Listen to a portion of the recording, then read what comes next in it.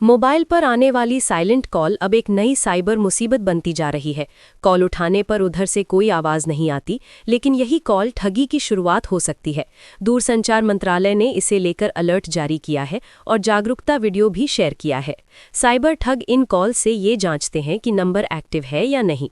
इसके बाद उसी नंबर को टारगेट कर बैंक फ्रॉड किया जाता है। ऐसे कॉल को न उठाने और तुरंत साइबर हेल्पलाइन पर शिकायत की सलाह दी गई है। पलामू जिले के हुसैनाबाद थाना क्षेत्र में पड़ोसियों ने एक पुलिस कांस्टेबल के घर घुसकर हमला कर दिया। लाठी, लोहे की रॉड और कुल्हाड़ी से किए गए हमले में 4 लोग गंभीर रूप से घायल हो गए। घायलों में कांस्टेबल की पत्नी, पिता और 2 नाबालिग बेटियां शामिल हैं। घटना के बाद आरोपी परिवार के पुरुष फरार हो गए। पुलिस ने एफआईआर दर्ज कर जांच शुरू कर दी है। शुरुआती जांच में पुरानी दुश्मनी को कारण बताया जा रहा है। झारखंड और ओडिशा के बीच रेल पटरियों के पास हाथियों की आवाजाही से ट्रेनों की आवाजाही प्रभावित हुई है। दक्षिण पूर्व रेलवे ने सुरक्षा कारणों से 22 से 24 दिसंबर तक कई पैसेंजर और मेमू ट्रेनें रद्द कर दी हैं। खासकर चक्रधरपुर और झारसुगुड़ा सेक्शन में खतरा ज्यादा है। रात के समय हाथियों की हलचल बढ़ने से ट्रेनों की रफ्तार कम करनी पड़ रही थी। यात्रियों की सुरक्षा और हाथियों के संरक्षण को देखते हुए ये फैसला लिया गया है। रेलवे ने यात्रियों से वैकल्पिक व्यवस्था अपनाने की अपील की है। बिहार के हिजाब विवाद से जुड़ी डॉक्टर नुसरत परवीन को झारखंड में नौकरी ऑफर देने पर सियासत तेज हो गई है। भाजपा विधायक सीपी सिंह ने स्वास्थ्य मंत्री इरफान अंसारी पर बड़बोलेपन का आरोप लगाया है। उन्होंने कहा कि अंसारी झारखंड के बाकी डॉक्टरों को कुछ नहीं दे पा रहे। सिंह ने इस मुद्दे पर केंद्र से जांच की मांग तक कर दी। बयान के बाद राजनीतिक गलियारों में तीखी बहस शुरू हो गई है। मामला अब पूरी तरह सियासी रंग ले चुका है। गोड्डा की अदालत ने नाबालिग से सामूहिक दुष्कर्म मामले में 3 दोषियों को उम्र कैद की सजा सुनाई है। पॉक्सो कोर्ट ने सभी पर 50-50 हजार रुपए का जुर्माना भी लगाया है। घटना नवंबर 2024 की है, जब किशोरी को मेले से लौटते वक्त अगवा किया गया था। सबूतों और गवाहों के आधार पर अदालत ने दोष सिद्ध माना। फैसले से पीड़िता के परिवार को न्याय की उम्मीद मिली है। जिला प्रशासन ने फैसले का स्वागत किया है। हजारीबाग के ओरेमारी सीसीएल परियोजना में बड़ा हादसा हो गया। आउटसोर्सिंग खुली खदान में हाई वॉल गिरने से डंपर दब गया, जिससे 2 मजदूरों की मौत हो गई। एक अन्य मजदूर गंभीर रूप से घायल है। कोहरा और अंधेरा होने के कारण रात में शव नहीं निकाले जा सके। घटना से नाराज मजदूरों ने काम और कोयला ढुलाई ठप कर दी। हादसे के बाद सुरक्षा व्यवस्था पर सवाल खड़े हो रहे हैं। धनबाद पुलिस ने प्रेम यादव हत्याकांड का खुलासा कर लिया है। पुलिस ने महाराष्ट्र और बिहार से 3 आरोपियों को गिरफ्तार किया है। आरोपियों के पास से पिस्टल, देसी कट्टा, गोलियां और बाइक बरामद हुई है। ये हत्या 18 नवंबर को झरिया में की गई थी। पुलिस के अनुसार पुरानी रंजिश हत्या की वजह बनी। मामले का खुलासा करने वाली टीम को इनाम देने की घोषणा की गई है। जामताड़ा साइबर थाना पुलिस ने 3 साइबर अपराधियों को रंगे हाथ गिरफ्तार किया है। आरोपी जंगल में छिपकर कैशबैक और रुपे कार्ड के नाम पर ठगी करते थे। पुलिस ने उनके पास से मोबाइल और फर्जी सिम कार्ड बरामद किए हैं। 1099 कैशबैक मैसेज भेजकर लोगों को जाल में फंसाया जाता था। पुलिस अब इनके नेटवर्क और पीड़ितों की संख्या की जांच कर रही है। तीनों को जेल भेज दिया गया है। हजारीबाग के केरेडारी सामुदायिक स्वास्थ्य केंद्र से चौंकाने वाली तस्वीर सामने आई है। बिजली गुल होने पर डॉक्टरों ने मोबाइल टॉर्च की रोशनी में ऑपरेशन किया। वीडियो वायरल होने के बाद स्वास्थ्य व्यवस्था पर सवाल उठे हैं। स्थानीय लोगों ने अस्पताल प्रबंधन पर लापरवाही का आरोप लगाया है। पूर्व मुख्यमंत्री बाबूलाल मरांडी ने मामले पर संज्ञान लिया है। प्रशासन ने जांच की बात कही है।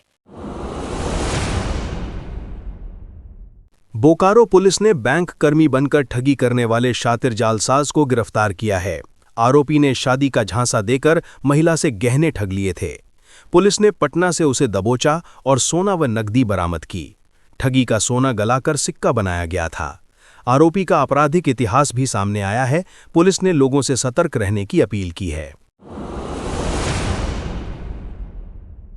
लोहरदगा के जंगल और पहाड़ कभी नक्सलियों के खौफ से जाने जाते थे, लेकिन अब हालात तेजी से बदल रहे हैं। पुलिस ने जिले को पूरी तरह नक्सल मुक्त बनाने के लिए 1 महीने की डेडलाइन तय की है। एसपी सादिक अनवर रिजवी ने कहा कि बचे हुए नक्सलियों को या तो आत्मसमर्पण करना होगा या जेल जाना पड़ेगा। हाल के महीनों में माओवादी, जेजेएमपी और पीएलएफआई से जुड़े कई अपराधियों की गिरफ्तारी हुई है।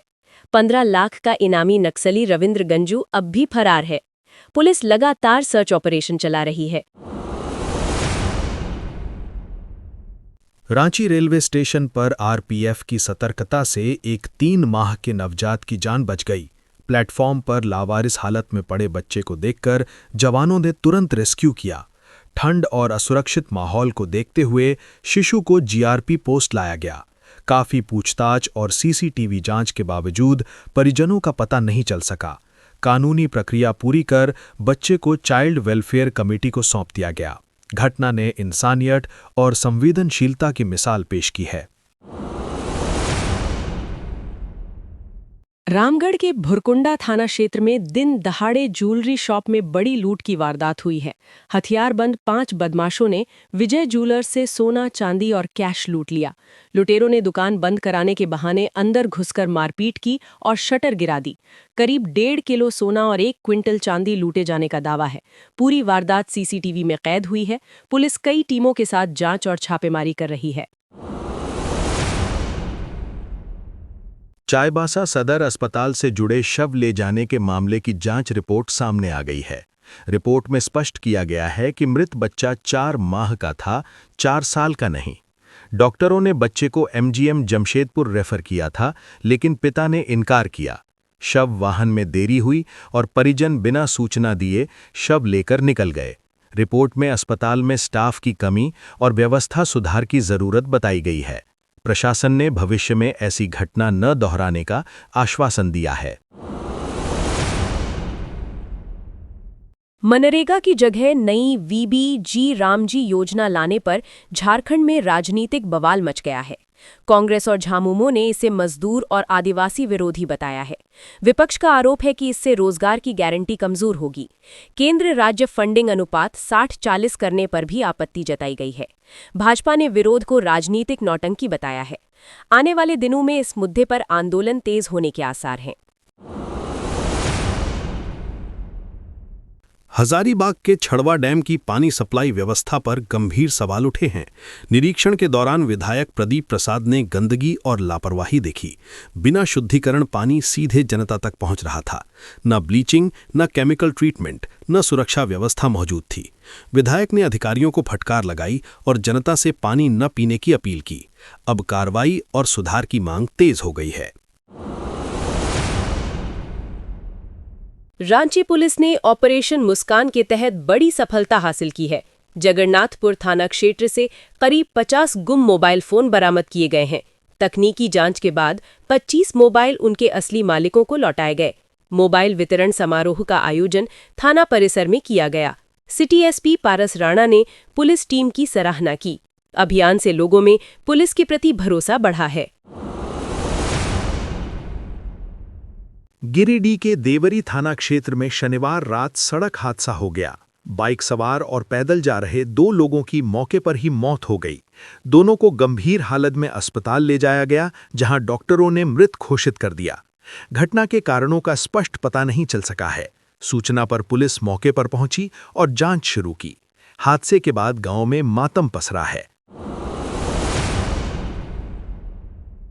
पलामू के सतबरवा क्षेत्र में मलय डैम की नहर टूटने से भारी नुकसान हुआ है। पिछले 1 महीने से पानी बहकर नदी में जा रहा है। इससे किसानों की रबी फसल पूरी तरह नष्ट हो गई है। नहर टूटने से स्कूल जाने वाले बच्चों और ग्रामीणों की जान भी खतरे में है। विभाग से कई बार शिकायत के बावजूद कोई कार्रवाई नहीं हुई। किसानों ने मुआवजे और तुरंत मरम्मत की मांग की है। धनबाद दौरे पर पहुंचे पर्यटन मंत्री सुदिव्य कुमार ने भटिंडा फॉल का निरीक्षण किया। उन्होंने इसे राज्य की पर्यटन सूची में शामिल करने की बात कही। बिरसा मुंडा पार्क में वंडर ब्लूम और एवियरी पार्क का उद्घाटन भी किया गया। मंत्री ने सुविधाओं के विस्तार का आश्वासन दिया। विधायक राज सिन्हा ने इस पहल के लिए आभार जताया। सरकार धनबाद को पर्यटन हब बनाने की दिशा में काम कर रही है। सिमडेगा जिले के रेंगरी थाना क्षेत्र के बागचट्टा में सड़क हादसे में एक युवक की मौत हो गई, जबकि उसका दोस्त गंभीर रूप से घायल हो गया। मृतक की पहचान निशांत मिंज के रूप में हुई है। बताया जा रहा है कि वो अपने दोस्त एंथ्रेंस बा के साथ क्रिसमस गैदरिंग में आए दोस्तों को लेने जा रहा था। पहाड़ सारा रंगा टोली के पास दूसरी बाइक को साइड देने के दौरान बाइक अनियंत्रित होकर गिर गई। हादसे के बाद स्थानीय लोगों की मदद से घायल को अस्पताल पहुंचाया गया। पुलिस ने शव को पोस्टमार्टम के लिए भेजकर जांच शुरू कर दी है। रांची के नगड़ी थाना क्षेत्र के बालालौंग में शुक्रवार देर रात अपराधियों ने बबलू प्रसाद उर्फ बबलू सोनी के घर पर 7 राउंड फायरिंग की। बताया जा रहा है कि फायरिंग का मकसद परिवार को डराना था। करीब 10 दिन पहले राहुल सिंह गैंग के नाम पर 5 करोड़ रुपए की रंगदारी मांगी गई थी। पैसे नहीं देने पर विदेश से धमकी भरे कॉल भी आए थे।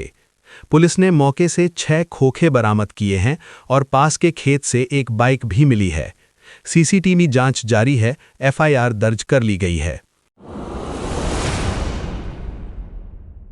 NFHS 5 के अनुसार झारखंड में कुपोषण अब भी गंभीर समस्या बना हुआ है।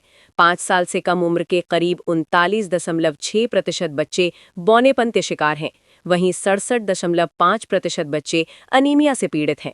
राज्य में कुल 34,698 बच्चे गंभीर रूप से कुपोषित पाए गए हैं।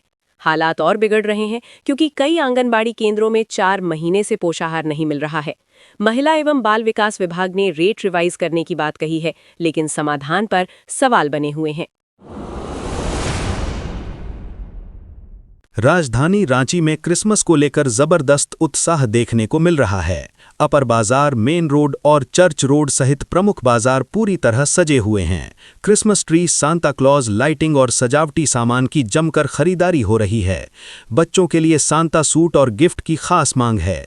वहीं शहर के चर्चों में भी विशेष सजावट की गई है। सड़कों पर रंग बिरंगी रोशनी से त्योहार का माहौल बन गया है। झारखंड में ठंड के साथ कोहरे ने लोगों की परेशानी बढ़ा दी है। 15 जिलों में विजिबिलिटी 50 से 200 मीटर तक सिमट गई है। लोहरदग्गा का न्यूनतम तापमान 3 डिग्री सेल्सियस तक पहुंच गया है। मौसम विभाग ने 6 जिलों के लिए ऑरेंज और 9 जिलों के लिए येलो अलर्ट जारी किया है। सभी जिलों में अधिकतम तापमान 25 डिग्री से नीचे दर्ज किया गया है। प्रशासन ने लोगों से सावधानी बरतने की अपील की है।